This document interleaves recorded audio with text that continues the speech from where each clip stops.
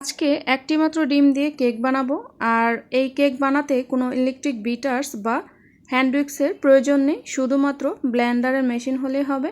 তো প্রথমে আমি ব্লেন্ডারের জারে রুম টেম্পারেচারে থাকা একটি ডিম দিয়ে দিব, আর দিয়ে দিব হাফ কাপ চিনি ও হাফ কাপ লিকুইড দুধ। তারপর দিয়ে দিব সামান্য পরিমাণ লবণ, আর দিয়ে দিব এক টুকরা লেবুর রস। এতে করে এক্সট্রা একটা ফ্লেভার অ্যাড হবে। তো এগুলোকে ভালো করে ব্লেন্ড করে নিতে হবে।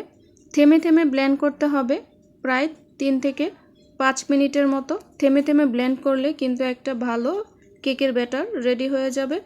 তো এরপর এখানে দিয়ে দিব 1 কাপ ময়দা, 2 টেবিল চামচ গুঁড়ো দুধ, এটা স্বাদের জন্য। তারপর এখানে দিয়ে দিব হাফ টেবিল চামচ বেকিং পাউডার ও হাফ টেবিল চামচ খাবার সোডা।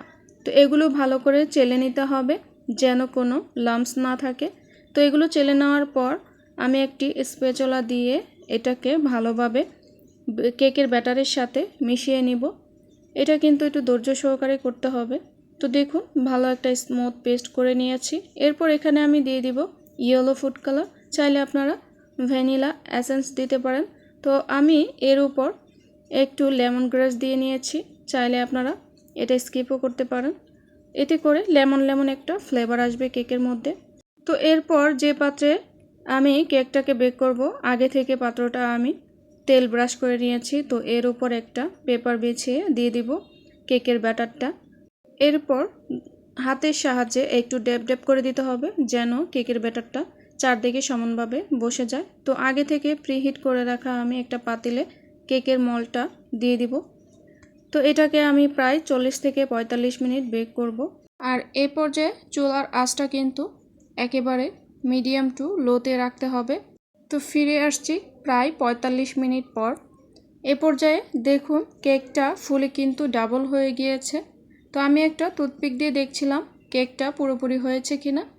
তো আপনাদের আমি মোল্ড আউট করে দেখাচ্ছি। কেকটা কিন্তু অনেক অনেক সফট হয়েছে। আর আপনাদের আমি কেটে দেখাবো এর ভিতরটা কতটা ফ্লাফি হয়েছে। আর এটা খেতে ভীষণ মজা হয়েছে। ভিউয়ার্স, আমি যে ইনগ্রিডিয়েন্টসগুলো ব্যবহার করেছি, আপনারা চাইলে সেম ইনগ্রিডিয়েন্টস ব্যবহার করে এরকম খুবই সুস্বাদু ও স্পঞ্জ একটা কেক বানিয়ে নিতে পারেন ইলেকট্রিক বিটার্স বা হ্যান্ড উইক্স ছাড়াই। তো ভিউয়ার্স, আশা করছি ভিডিওটি আপনাদের কাছে অনেক ভালো লেগেছে। আর যদি ভালো লেগে থাকে অবশ্যই শেয়ার করে আপনাদের টাইমলাইনে রেখে দিতে পারেন, এতে করে ভিডিওটি হারিয়ে যাবে না। আর যখন ইচ্ছে তখন রেসিপিটি দেখে নিতে পারবেন।